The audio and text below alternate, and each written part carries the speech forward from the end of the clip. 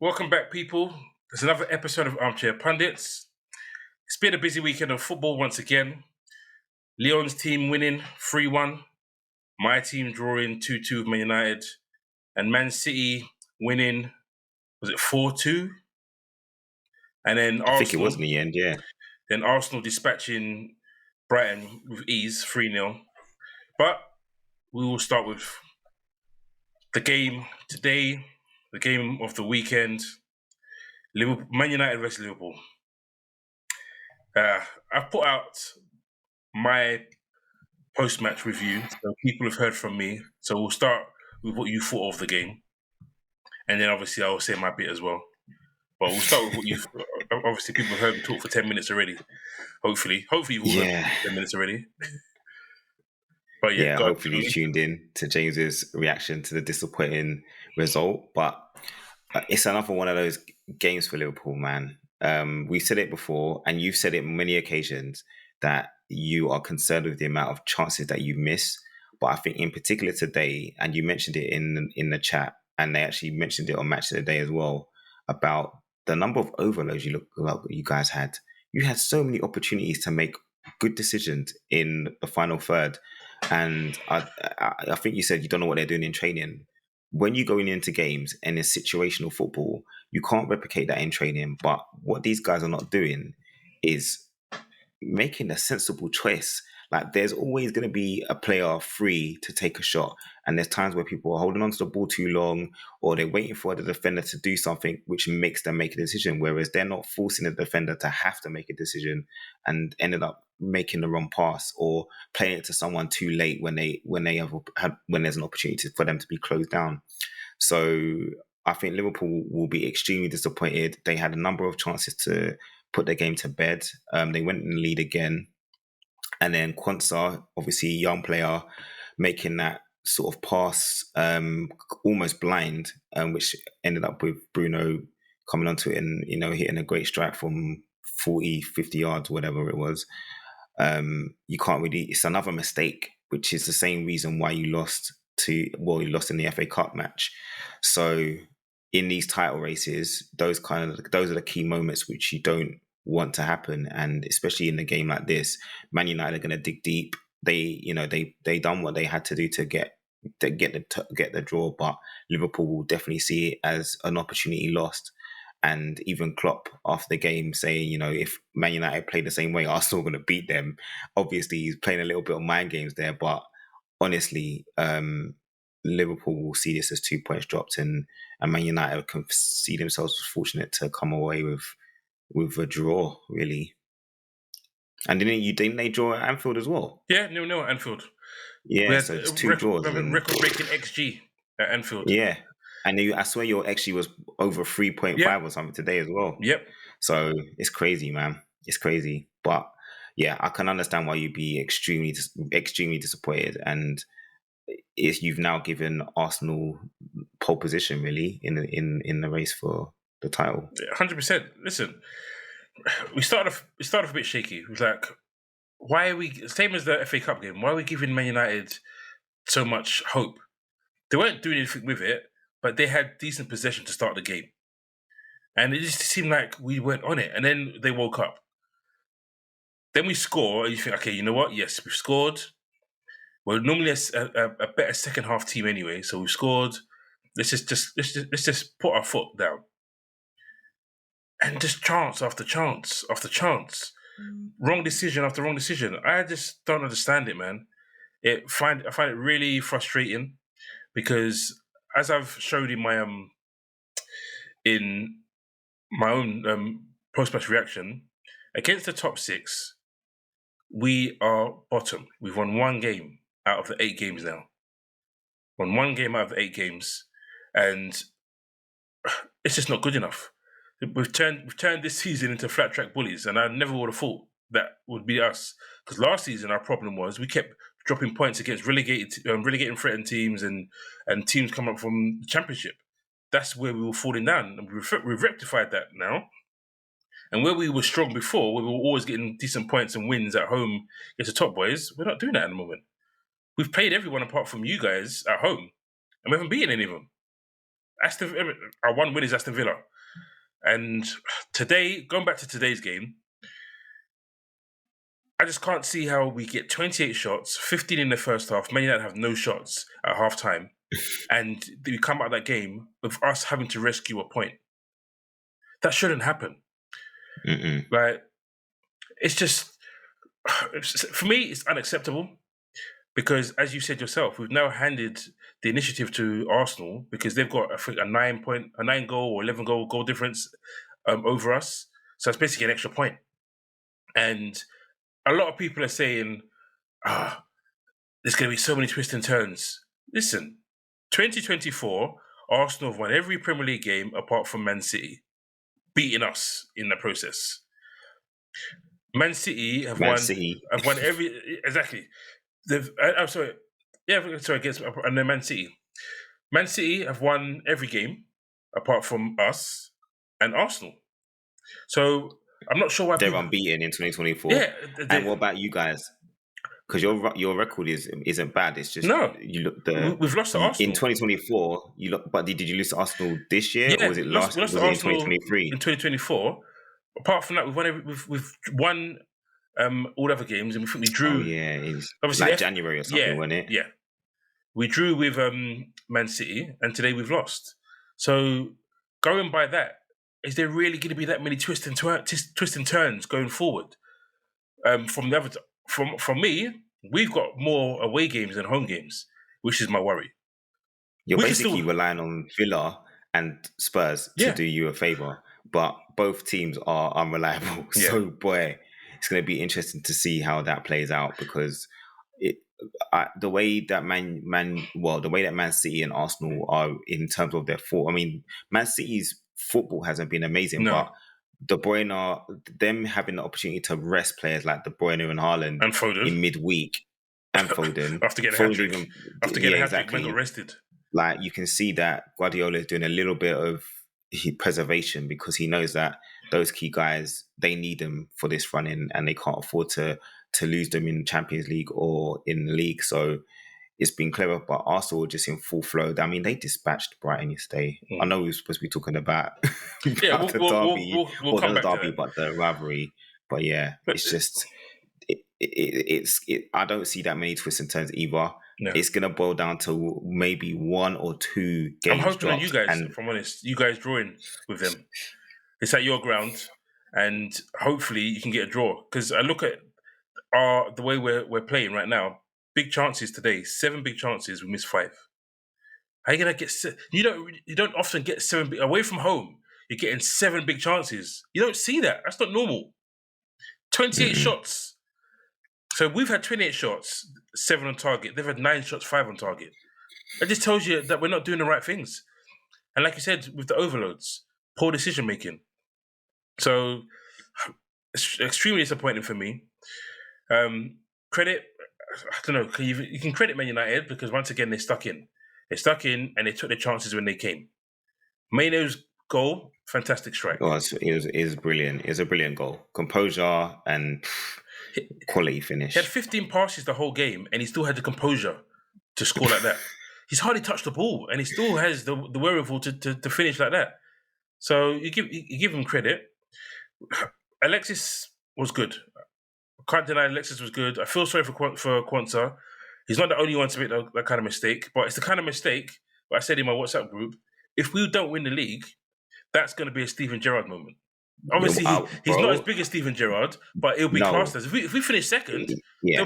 That's what he will see. And he's only 20 years old, 21 years old. That's what he's going to see going through his future. So I really hope for his sake that our players pull out the bag, because what is extremely disgusting, I've really seen, is that to turn off his Instagram comments because he's been getting abuse from our own fans on his Instagram and on his Twitter. It's just ridiculous. How are you going to... Yes, we drew the game, he made a big mistake, but then you're going to go and abuse him, whether it's racially or whether it's not racially. That's just it's uncalled for. It doesn't matter. And how do you think that's going to help? Exactly. Like, seriously, Klopp's not going to drop him because he's actually entrusted him to play in this position for some reason.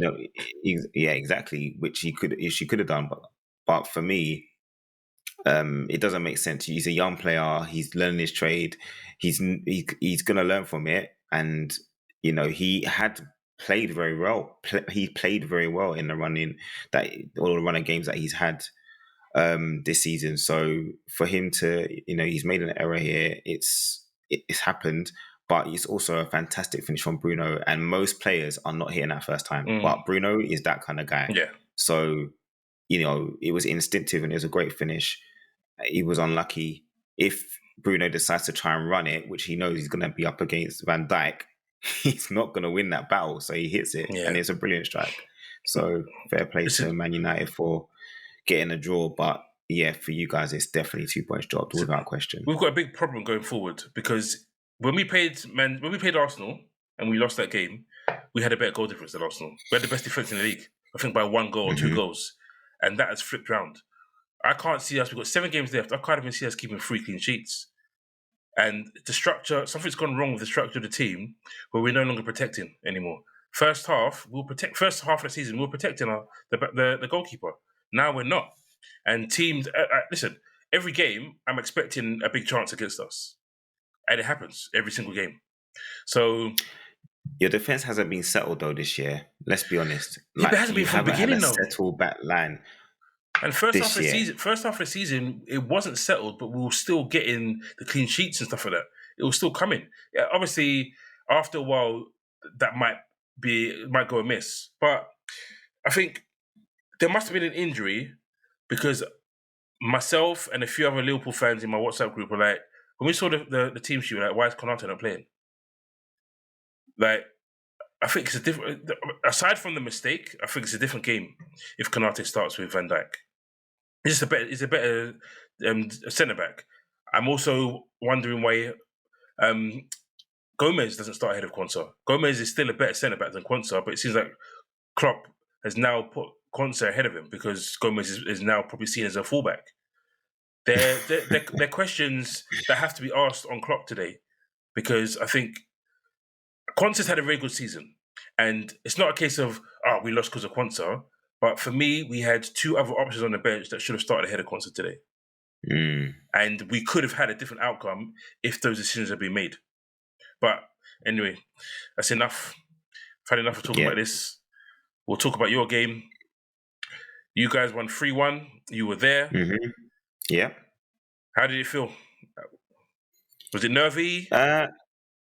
It wasn't nervy. To be honest with you, we started off a lot more composed today in our build-up play, and one of the problems that we've seen during the season is not moving the ball quick enough. But we were moving the ball very quickly, trying to get an opening, trying to see if we can break Nottingham Forest down, and that's kind of how the first goal came about. There was a lot of sort of passing between the midfield and the defence, and then there was an opportunity to unlock Werner on the left, and he sort of took on the defender and played a great ball across, and it was no goal for the first goal.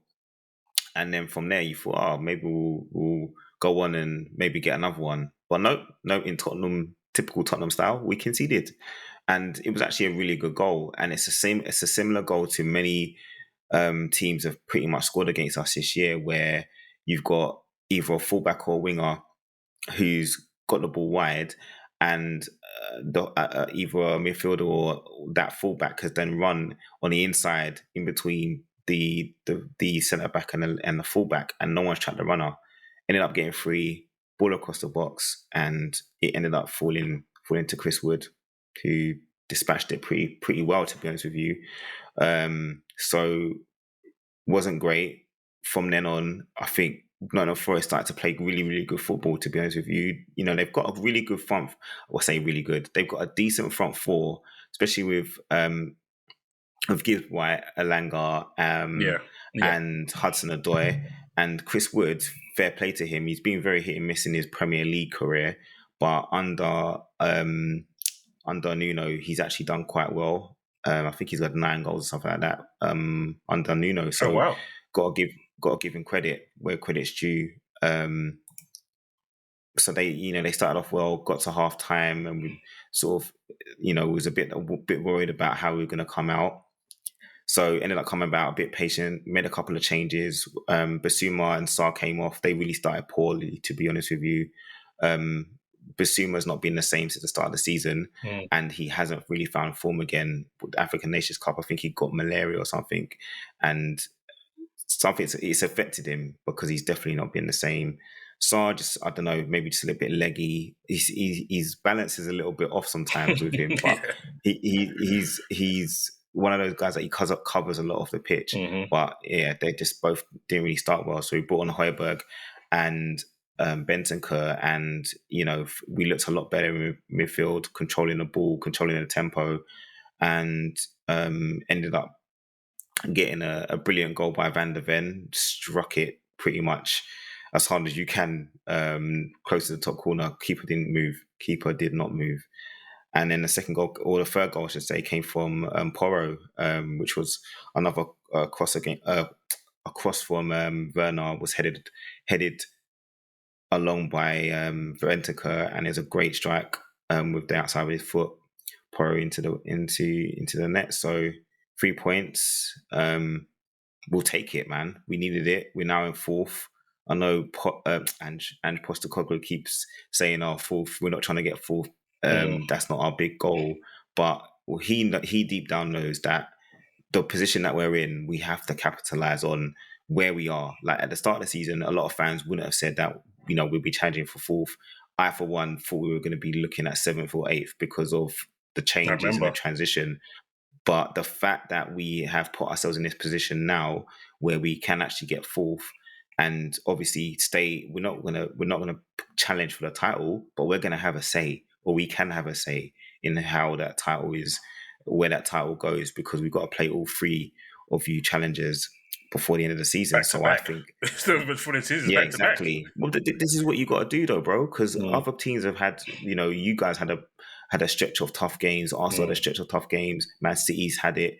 We've got to have it, and we've got to know how to handle that. And we've only had to play one game a week, like pretty much the whole season. There's no excuses. You've got to go into these games and you've got to put your best foot forward. My biggest concern is the fact that we just keep conceding goals, silly goals as well.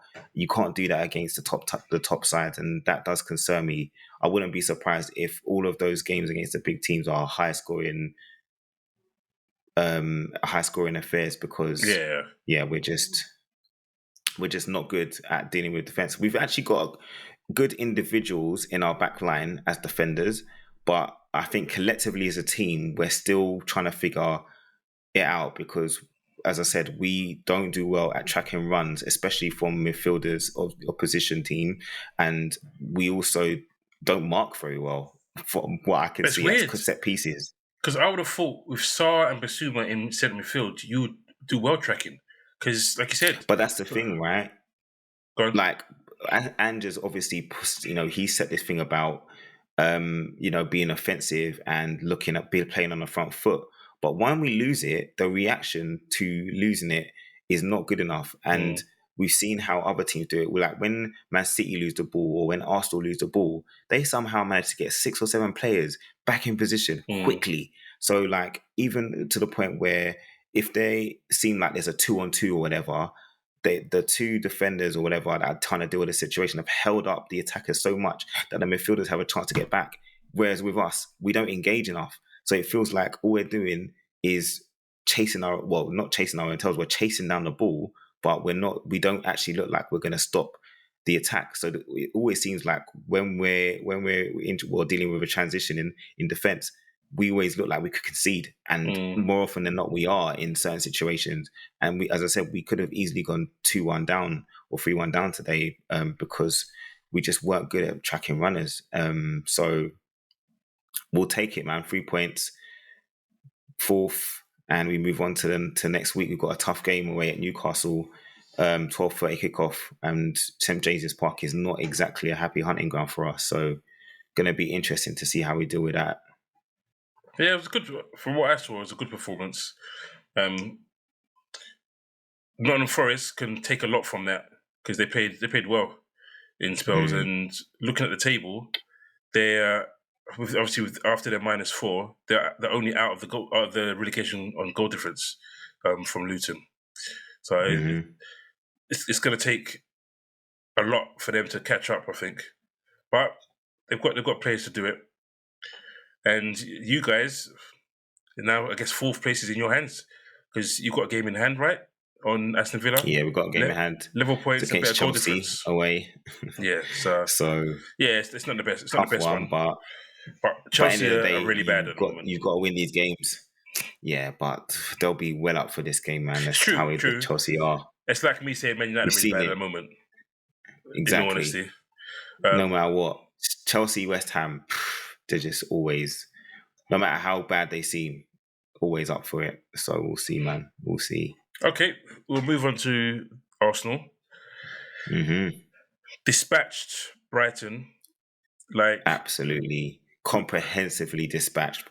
Brighton hadn't lost a home game in the league since September, or if not August. You sure? Yeah, 13. 13 Raw. I unbeaten didn't at even home. know they were on that kind of run. Yep.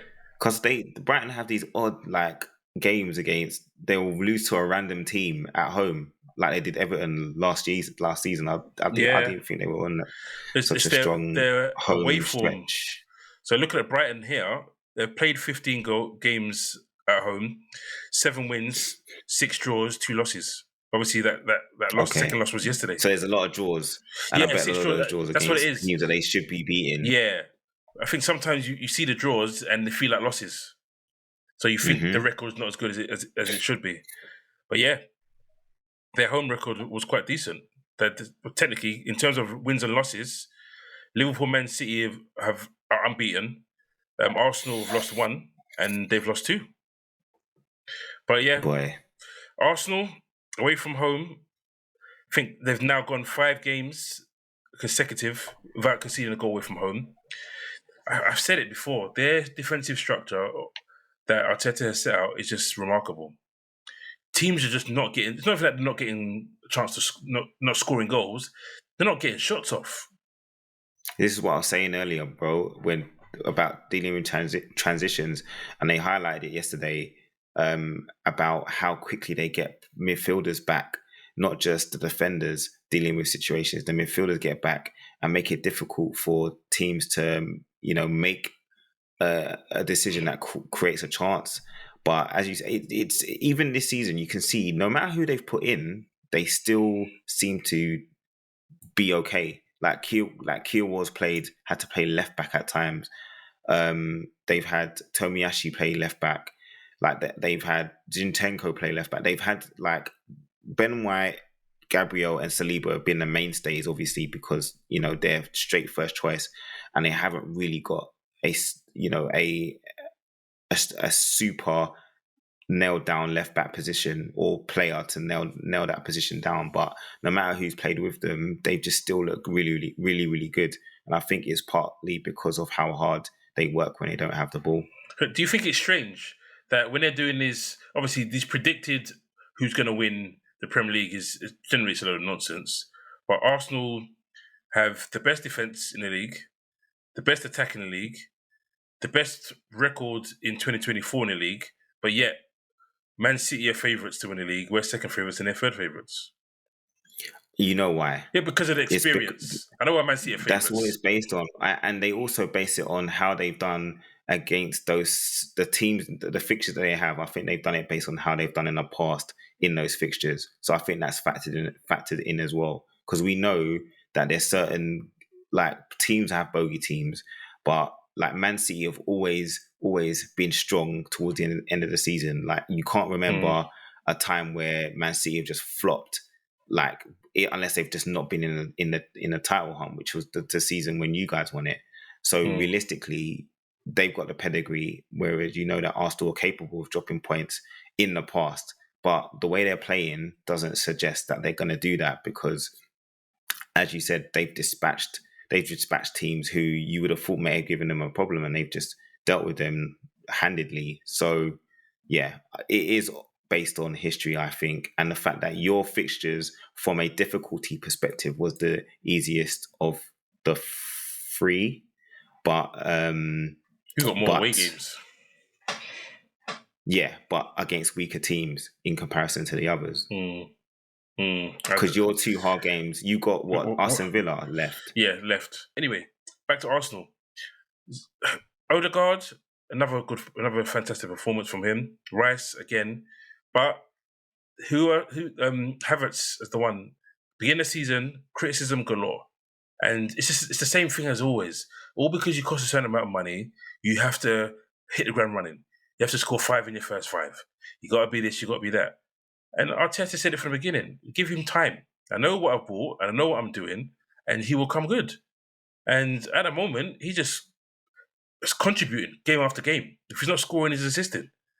And you think you said it previously. He's not clinical in that, but he's just a very intelligent footballer, and that's what the Arsenal team needs. They need intelligent footballers. But he's also prepared to get his hands dirty, yes, or his feet dirty. Like, he's willing to put the hard work in, and I think that's the difference between him playing for Chelsea and him playing for Arsenal. Is that Arsenal have that work ethic at the moment, which everyone has to buy into, and as I said, it's the reason for the reason that they're in the title hunt is because of that. And bringing someone like Havertz in, and Arteta stuck by him no matter what. There's a lot of fans, even the Arsenal fans, that were kind of had their jury was out. Why is he there? Blah blah blah blah blah. And they've tried him in a few different positions, but he's taken the opportunity, and especially now in this run-in, he's getting goals and assists. So you can't really argue with his contribution.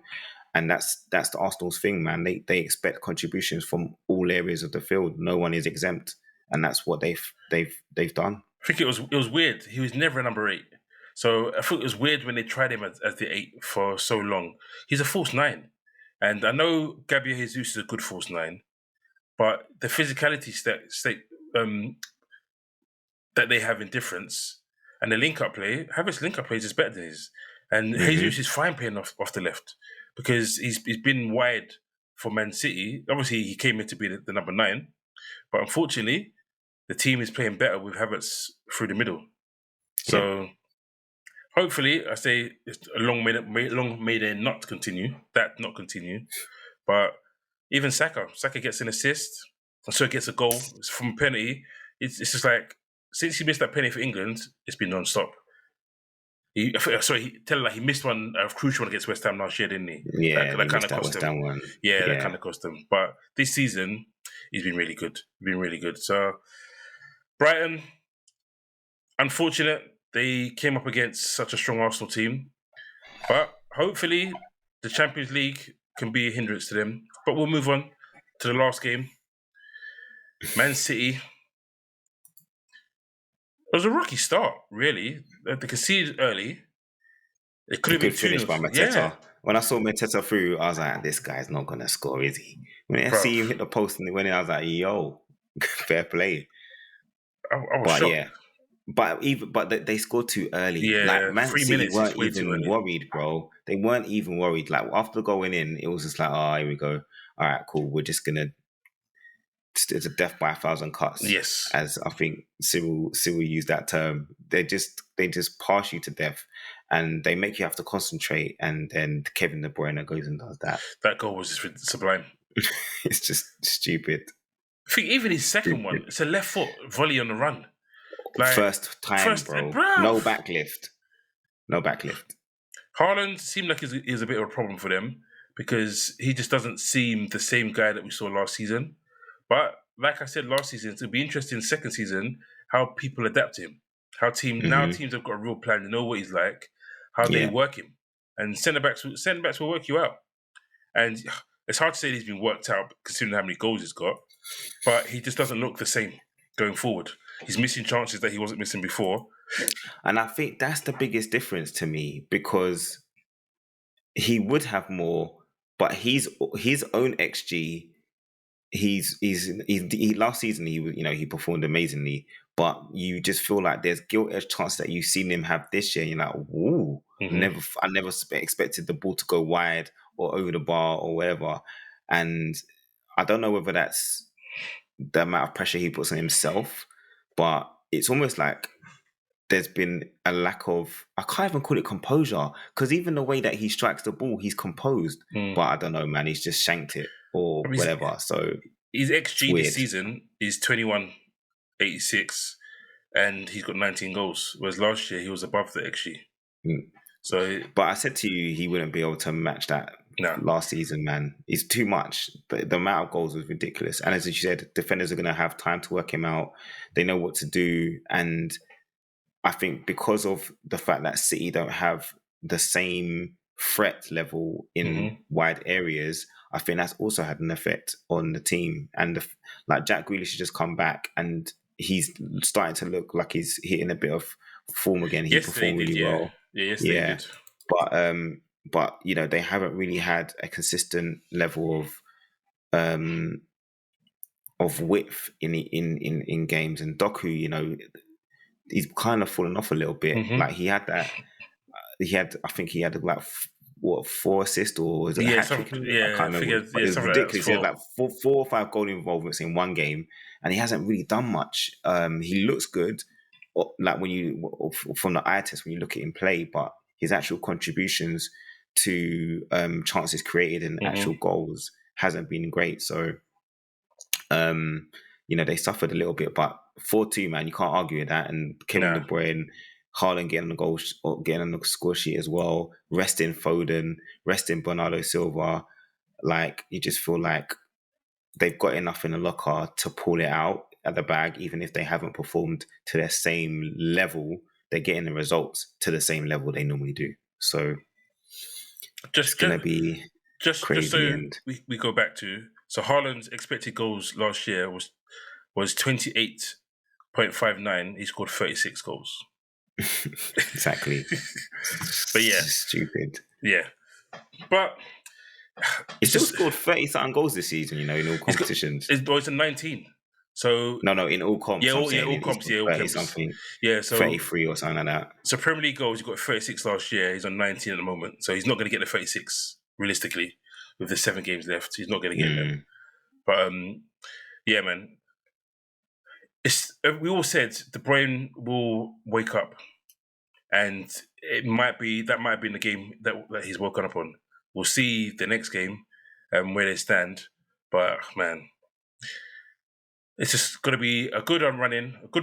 Hopefully, it goes to the last day and we win on the last day. But who knows? Who knows? Mate, it could be one for the ages, man. It really could be. If all 3 teams stay in it till the bitter end, I would say it would be the best title run that I've witnessed myself. From a competitive standpoint, to have 3 teams in it even this late is pretty impressive. First time ever, yeah. Okay, well, that has been Armchair Pundits this week. Very frustrating day again. Man United fans, some of them are acting like they actually won today. That's how happy they are with, obviously because they've dented our title hopes. They don't want us to get 20. So just super frustrating. And obviously they got a bit of PTSD as well, man. They've had some batterings. So for them, like, coming out of a point is a good result right now. And it's not going to do anything for their season, really. But in terms of just stopping not embarrassing themselves, stopping you and not embarrassing themselves, they'll take heart from that. That's for sure. Okay, thanks guys. Thanks for watching. Don't forget to like and subscribe and share. Take it easy. Peace. Catch you later.